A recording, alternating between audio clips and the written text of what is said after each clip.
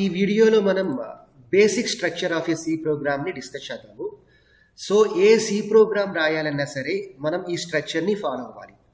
So మేజర్గా మనకి ఇందులో ఈ స్ట్రక్చర్లో 1 2 3 4 5 6. సో జనరల్గా ఏ సి ప్రోగ్రామ్ రాయాలి అన్నా సో మేజర్గా ఈ 6 సెక్షన్స్ యూజ్ చేస్తాము. సో ఫస్ట్ ఆ సెక్షన్స్ ఏందో చూద్దాము, ఆ తర్వాత ఆ సెక్షన్స్ 1 by 1 డిస్కస్ చేద్దాము. ఇంతవరకు మీరు కనుక మన ఛానల్ని సబ్స్క్రైబ్ చేయకపోతే దయచేసి సబ్స్క్రైబ్ చేసుకోండి. ఈ వీడియో కనుక నచ్చితే లైక్ చేయండి మరియు మీ ఫ్రెండ్స్తో షేర్ చేయండి. సో ఫస్ట్ సెక్షన్ ఏంటంటే కమెంట్ సెక్షన్, ఆర్ దీన్ని మనం ఏమంటామంటే డాక్యుమెంటేషన్ సెక్షన్ అని కూడా అనొచ్చు. సెకండ్ సెక్షన్ ఏమంటాము, హెడర్ ఫైల్ సెక్షన్ అంటాము. థర్డ్ది డెఫినిషన్ సెక్షన్.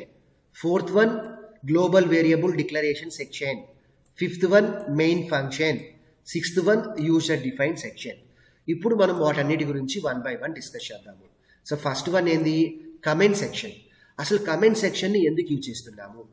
కమెంట్ సెక్షన్ని ఎందుకు యూజ్ చేస్తాము అంటే ప్రోగ్రామ్ని యొక్క అండర్స్టాండింగ్ కోసం యూజ్ చేస్తారు. సో ప్రోగ్రామ్ని మనం బెటర్గా అండర్స్టాండింగ్ చేయడం కోసం కమెంట్స్ యూజ్ చేస్తాము. సో కమెంట్ అంటే ఏంటంటే, సో ప్రతి లైన్లో మనం కమెంట్ రాయొచ్చు. ఆ కమెంట్లో మనం ఏం స్పెసిఫై చేస్తామంటే ఆ ప్రోగ్రామ్, ఆ స్టేట్మెంట్ యొక్క మీనింగ్ స్పెసిఫై చేస్తాము. సపోజ్ మనకు ఒక ప్రోగ్రాంలో 10 స్టేట్మెంట్స్ ఉన్నాయి అనుకోండి, 10 స్టేట్మెంట్స్ కూడా మనం కమెంట్స్ రాయొచ్చు. సో ఆ కమెంట్లో ఏం రాస్తాము, ఆ స్టేట్మెంట్ యొక్క మీనింగ్ రాస్తాము. సపోజ్ నేను ఒక కమెంట్ ఎలా రాస్తామంటే సి లాంగ్వేజ్లో ఫార్వర్డ్ స్లాష్, దాన్ని ఏమంటామంటే ఫార్వర్డ్ స్లాష్ అంటాము. దీన్ని యాస్ట్రిక్ అంటాము, అంటే star symbol. So forward slash asterisk, asterisk forward slash. So ఈ సింబల్ ఏమంటాము, ఫార్వర్డ్ స్లాష్ అంటాము, ఫార్వర్డ్ స్లాష్ అంటాము. ఆ సింబల్ ఏమంటాము, స్టార్ని ఏమంటామంటే యాస్ట్రిక్ అంటాము. ఓకే, సపోజ్ నేను ఈ విధంగా ఒక స్టేట్మెంట్ రాశాను, C is equal to A plus B అని.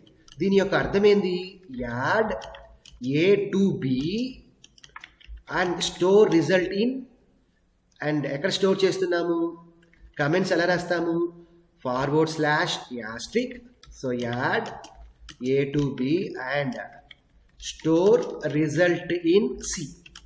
తర్వాత కమెంట్ని క్లోజ్ చేయాలి. ఎలా క్లోజ్ చేస్తాము, స్టార్ ఫార్వర్డ్ స్లాష్ అని క్లోజ్ చేస్తాము. అంటే ఇప్పుడు దీని యొక్క మీనింగ్ ఏంది, ఏని బిని యాడ్ చేస్తున్నాము, రిజల్ట్ ఎందులో స్టోర్ చేస్తున్నాము, సిలో స్టోర్ చేస్తున్నామని.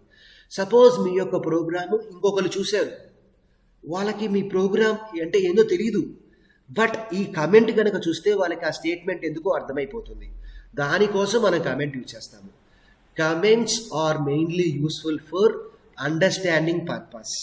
అంటే మీ యొక్క ప్రోగ్రామ్ని ఇంకొకరు ఎవరైనా చూస్తే బెటర్గా అండర్స్టాండ్ చేయడం కోసం కమెంట్స్ అనేవి యూజ్ చేస్తాము. ఓకే, ఈ విధంగా కమెంట్ రాస్తాము. సో ప్రతి స్టేట్మెంట్ ఎండింగ్లో ఇలా మనం కమెంట్ రాయొచ్చు. సపోజ్ మన ప్రోగ్రాంలో ఒక 100 స్టేట్మెంట్స్ ఉన్నాయి అనుకోండి, 100 స్టేట్మెంట్స్ కూడా మనం కమెంట్ రాయొచ్చు. ఓకే, సో కమెంట్స్ అనేవి మీరు ఎక్కడైనా ప్లేస్ చేయొచ్చు. ఫస్ట్లో ప్లేస్ చేయొచ్చు, లాస్ట్లో ప్లేస్ చేయొచ్చు, మిడిల్లో ప్లేస్ చేయొచ్చు. So it is your choice.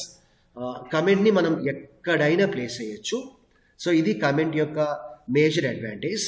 తర్వాత కమెంట్స్ అనేవి కంపైల్ అవ్వవు, ఎగ్జిక్యూట్ అవ్వవు. So comments are not compiled and not executed. Okay, ఇది కమెంట్ యొక్క మేజర్ అడ్వాంటేజ్.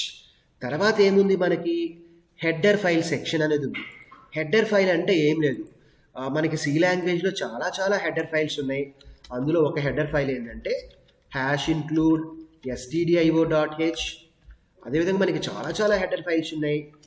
ఇంకొక హెడర్ ఫైల్ తీసుకుందాము, #include string.h. ఈ హెడర్ ఫైల్స్ అన్నిటిని మనం ఫ్యూచర్ వీడియోస్లో డిస్కస్ చేద్దాము. అసలు హెడర్ ఫైల్ అంటే ఏంటి? హెడర్ ఫైల్ అంటే ఏంటంటే collection of library functions. Header file అంటే ఏంది, collection of library functions.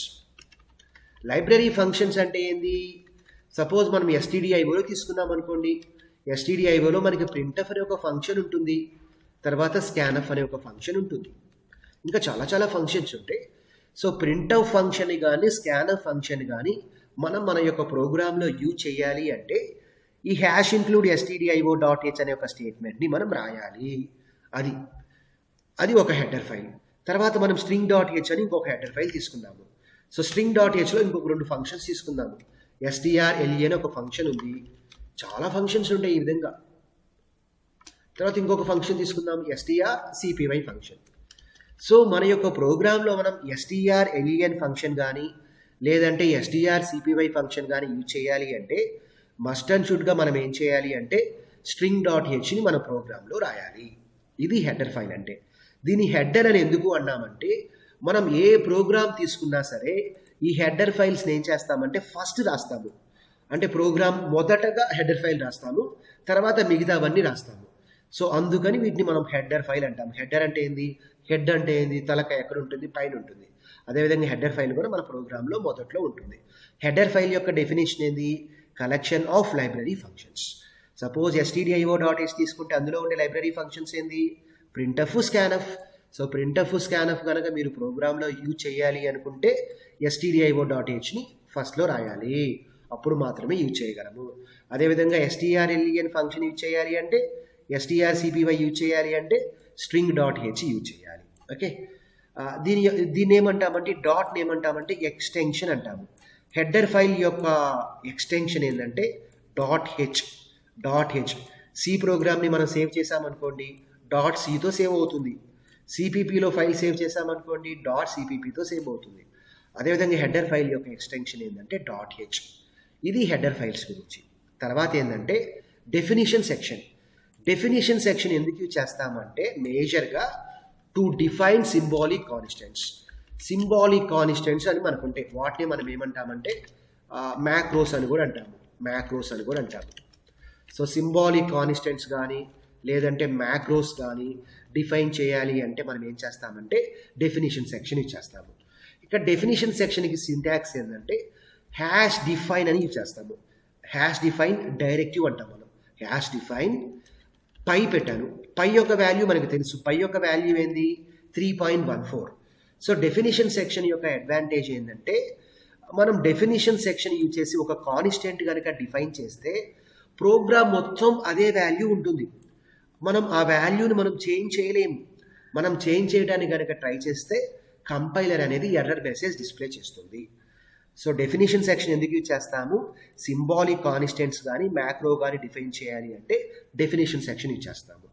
Definition section యొక్క సింటాక్స్ ఏంది? #define, తర్వాత ఇది ఒక స్పేస్. #define తర్వాత మనం ఒక స్పేస్ ఇవ్వాలి. తర్వాత symbolic constant name or macro నేమ్ని రాయాలి. జనరల్గా కాన్స్టెంట్ నేమ్ని కానీ మ్యాక్రో నేమ్ని ఏం చేస్తామంటే అప్పర్ కేస్ లెటర్స్లో ఇస్తాము. అది కంపల్సరీ కాదు, అప్పర్ కేస్లో ఇస్తే బాగుంటుంది. మీరు లోయర్ కేస్లో కావాలంటే లోయర్ కేస్లో కూడా ఇవ్వచ్చు. సో పిఐ నేను అప్పర్ కేస్లో రాశాను, స్పేస్ 3.14 అని చెప్పి రాశాను. సో ప్రోగ్రామ్ మొత్తం కూడా పై వాల్యూ ఇప్పుడు ఎంత అయింది? 3.14 ఉంటుంది. సపోజ్ ఇక్కడ నేను పైని చేంజ్ చేయడానికి ట్రై చేశాను, పై = 40 అని. అప్పుడు ఏమవుతుందంటే కంపైలర్ అనేది ఎర్రర్ మెసేజ్ డిస్ప్లే చేస్తుంది. It is not possible to change pi value అని డిస్ప్లే చేస్తుంది. ఎందుకని? దాన్ని మనం మ్యాక్రో కింద డిఫైన్ చేశాము. మ్యాక్రో కింద డిఫైన్ చేస్తే కనుక దాన్ని మనం చేంజ్ చేయలేము. ఇది డెఫినిషన్ సెక్షన్.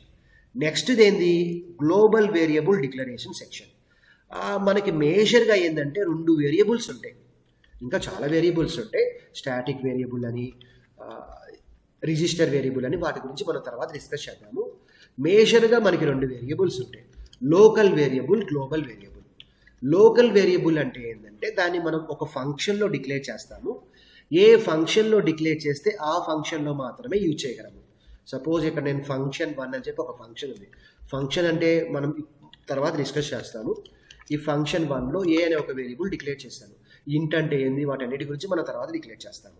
ఓకే, ఇప్పుడు మనం ఏం చేయొచ్చు అంటే ఓన్లీ ఈ ఫంక్షన్లో మాత్రమే యూజ్ చేయగలము, తర్వాత ఫంక్షన్లో యూజ్ చేయలేము. నేను తర్వాత ఇంకొక ఫంక్షన్ డిఫైన్ చేశాను, fun2 అని. fun2 అని నేను ఇంకొక ఫంక్షన్ డిఫైన్ చేశాను, ఆ ఫంక్షన్లో b అనే ఒక వేరియబుల్ డిక్లేర్ చేశాను. ఓకే, fun2లో ఏం చేశాను? b అనే ఒక వేరియబుల్ డిక్లేర్ చేశాను. సో ఇప్పుడు ఏమవుతుందంటే ఈ ఏ అనే వేరియబుల్ function1లో డిక్లేర్ చేశాం కాబట్టి ఈ ఏ అనే వేరియబుల్ని ఏం చేస్తామంటే function1లో మాత్రమే యూజ్ చేయగలము. అదేవిధంగా b అనే వేరియబుల్ ఎక్కడ డిక్లేర్ చేశారు?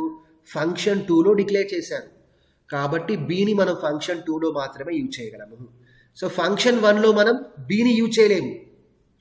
అదేవిధంగా ఫంక్షన్ 2లో మనము ఏని యూజ్ చేయలేము, బికాస్ ఫంక్షన్ 1లో బి డిక్లేర్ చేయలేదు, ఫంక్షన్ 2లో ఏ డిక్లేర్ చేయలేదు. అలా కాకుండా ఏని బిని నేను రెండిట్లో యూజ్ చేయాలి అనుకుంటున్నాను. అప్పుడు నేను ఏం చేస్తానంటే పైన డిక్లేర్ చేస్తాను, మెయిన్ ఫంక్షన్ పైన ఇలా డిక్లేర్ చేస్తాను, ఇంటి ఏ కామా బి అని. అలా డిక్లేర్ చేస్తే ఏమవుతుందంటే మన ప్రోగ్రామ్ మొత్తం మన వేరియబుల్స్ యూజ్ చేయొచ్చు. సపోజ్ మన ప్రోగ్రాంలో ఒక 100 ఫంక్షన్స్ ఉన్నాయి అనుకోండి, ఆ 100 ఫంక్షన్స్లో కూడా మనం ఏబి వేరియబుల్ని డిక్లేర్ చేయొచ్చు. అది దాని యొక్క అడ్వాంటేజ్. సో గ్లోబల్ వేరియబుల్ అంటే ఏంటంటే ఆ వేరియబుల్స్ని మనం మెయిన్ ఫంక్షన్ పైన డిక్లేర్ చేస్తాము. సో మెయిన్ ఫంక్షన్ పైన కనుక ఒక వేరియబుల్ డిక్లేర్ చేస్తే అది గ్లోబల్ వేరియబుల్ అవుతుంది. గ్లోబల్ వేరియబుల్ ఎక్కడ యూజ్ చేస్తాము? గ్లోబల్ వేరియబుల్ని ఎంటైర్ ప్రోగ్రాంలో యూజ్ చేయొచ్చు, అంటే ప్రోగ్రామ్ మొత్తం యూజ్ చేయొచ్చు. అది గ్లోబల్ వేరియబుల్ గురించి. సో నెక్స్ట్ ఏంది? Main function. అసలు సి ప్రోగ్రామ్ అంటే ఏంటంటే collection of functions. C program means collection of functions. C program అంటే మనం అందులో కలెక్షన్ ఆఫ్ ఫంక్షన్స్ డిఫైన్ చేస్తాము. బట్ కంపల్సరీగా మాత్రం ఒక ఫంక్షన్ ఉండాలి. ఆ ఫంక్షన్ ఏంది? Main function. 100 ఫంక్షన్స్ డిఫైన్ చేసినా సరే కంపల్సరీగా మెయిన్ ఫంక్షన్ రాయాలి. సో మెయిన్ ఫంక్షన్ రాయకుండా మనం సి ప్రోగ్రామ్ని రాయలేము. కంపల్సరీగా మనం మెయిన్ ఫంక్షన్ని డిఫైన్ చేయాలి మన ప్రోగ్రాంలో.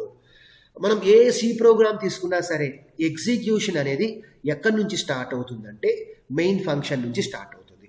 So the execution of any C program starts from main function. Okay, main ఫంక్షన్లో మనకి 2 పార్ట్స్ ఉంటాయండి. ఫస్ట్ పార్ట్ ఏంటంటే డిక్లరేషన్ పార్ట్, సెకండ్ పార్ట్ ఏంటంటే ఎగ్జిక్యూషన్ పార్ట్. డిక్లరేషన్ పార్ట్ అంటే ఏం లేదు, వేరియబుల్స్ని డిక్లేర్ చేస్తాము. ఎలా డిక్లేర్ చేస్తాము వాటి గురించి తర్వాత డిస్కస్ చేద్దాము. ఇంటి ఏ కామా బి, దాన్ని మనం డిక్లరేషన్ పార్ట్ అంటాము.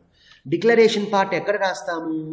మనం మెయిన్ ఫంక్షన్ రాయగానే ఏం చేస్తామంటే ఇక్కడ లెఫ్ట్ కర్లీ బ్రేస్ రాస్తాము, తర్వాత డిక్లరేషన్ పార్ట్ రాయాలి.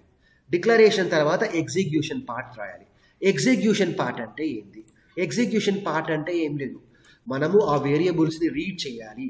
రీడ్ చేయటం అంటే ఏంటంటే ఏలోకి సమ్ వాల్యూని పంపించాలి, బిలోకి సమ్ వాల్యూని పంపించాలి. కీబోర్డ్ నుంచి రీడ్ చేసి అందులోకి స్టోర్ చేస్తాం, ఏలోకి బిలోకి. దాన్ని మనం రీడింగ్ అంటాము. తర్వాత డిస్ప్లే చేస్తాము, క్యాలిక్యులేషన్ చేస్తాము, క్యాలిక్యులేషన్స్ చేస్తాము, తర్వాత డిస్ప్లే చేస్తాము. అంటే ఏం లేదమ్మా, చాలా చాలా సింపుల్.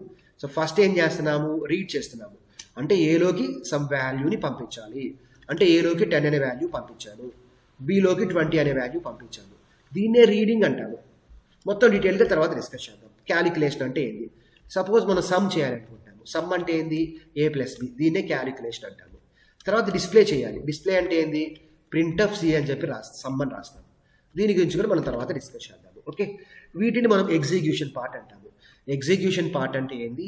రీడింగ్, తర్వాత క్యాలిక్యులేషన్స్, ఏమైనా క్యాలిక్యులేషన్స్ కానీ మన లాజిక్ రాస్తూ ఉంటాం కదా, దాని మొత్తాన్ని మనం క్యాలిక్యులేషన్స్ అంటాము. తర్వాత ఆ రిజల్ట్ని మనం డిస్ప్లే చేయాలి, అది మొత్తం ఎగ్జిక్యూషన్ పార్ట్. ఒక్కసారి ఎగ్జిక్యూషన్ పార్ట్ మొత్తం అయిన తర్వాత ఏం చేస్తామంటే ఆ మెయిన్ ఫంక్షన్ని మనం క్లోజ్ చేసేస్తాము. వీటిని ఏమంటామంటే కర్లీ బ్రేసెస్ అంటాము. Left curly brace, right curly brace. ఈ సింబల్స్ అన్నిటి గురించి కూడా తర్వాత డిస్కస్ చేద్దాము. లెఫ్ట్ కర్లీ బ్రేస్ అంటాము, లేదంటే ఫ్లవర్ బ్రేస్ అంటారు, ఏదన్నా ఒకటేనమ్మా. అంటే మీసాల bracket. Left curly brace, right curly brace, మీసాల బ్రాకెట్. ఇది రైట్ కర్లీ బ్రేస్ అమ్మ, ఇది లెఫ్ట్ కర్లీ బ్రేస్. తర్వాత ఏంది? User defined function. అందులోనే మీనింగ్ ఉంది. ఒక ఫంక్షన్ గనక యూజర్ డిఫైన్ చేస్తే దాన్ని యూజర్ డిఫైన్డ్ ఫంక్షన్ అంటాము. The functions which are defined by the user are called as user defined functions. అంటే యూజర్ అంటే ఏంది? మనము యూజర్స్, బికాజ్ మనం ప్రోగ్రామ్ డెవలప్ చేస్తున్నాము కాబట్టి మనం ఏ ఫంక్షన్ డిఫైన్ చేసినా సరే దాన్ని మనం యూజర్ డిఫైన్డ్ ఫంక్షన్ అంటాము. వేరియాస్ ప్రింట్ఎఫ్, స్కాన్ఎఫ్ ఏమంటాము? లైబ్రరీ ఫంక్షన్స్ అంటాము. అంటే ఆ ఫంక్షన్స్ని మనం డిఫైన్ చేయలేదు. డెన్నిస్ రిచీ ఆల్రెడీ డెవలప్ చేసేసాడు. డెన్నిస్ రిచీ ఆల్రెడీ ప్రింట్ఎఫ్కి ఫంక్షన్ రాసేసాడు, స్కాన్ఎఫ్కి ఫంక్షన్ రాసేసాడు. దాని యొక్క కోడ్ మొత్తాన్ని STDIOలో పెట్టేశాడు. అదేవిధంగా STRLENకి కోడ్ రాసేసాడు, STRCPYకి కోడ్ రాసేసాడు. దాని ఫంక్షన్ని string.hలో పెట్టాడు. మనం సింపుల్గా యూజ్ చేస్తున్నాము. బట్ యూజర్ డిఫైన్ ఫంక్షన్ అంటే ఏంది? ఆ ఫంక్షన్ యొక్క కోడ్ మొత్తం మనమే రాయాలి. తర్వాత దీని యొక్క సింటాక్స్ కూడా సేమ్ అంతే. లెఫ్ట్ కర్లీ బ్రేస్ పెడతాము, రైట్ కర్లీ బ్రేస్ పెడతాము. మధ్యలో ఎన్ని స్టేట్మెంట్స్ కావాలంటే అన్ని స్టేట్మెంట్స్ రాసుకోవచ్చు. ఇది మన యొక్క basic structure of a C program. A C program follow అవ్వాలన్నా ఈ స్ట్రక్చర్ ఇచ్చేస్తాం. మస్ట్ అండ్ షుడ్గా అయితే మనం హెడర్ ఫైల్ యూజ్ చేయాలి, మెయిన్ ఫంక్షన్ యూజ్ చేయాలి. హెడర్ ఫైల్ మెయిన్ ఫంక్షన్ మాత్రం కంపల్సరీ. ఆ రిమైనింగ్ మన యొక్క పర్పస్ ప్రకారం మన యొక్క రిక్వైర్మెంట్ ప్రకారం మనం యూజ్ చేసుకుంటాము. ఇది basic structure of a C programme.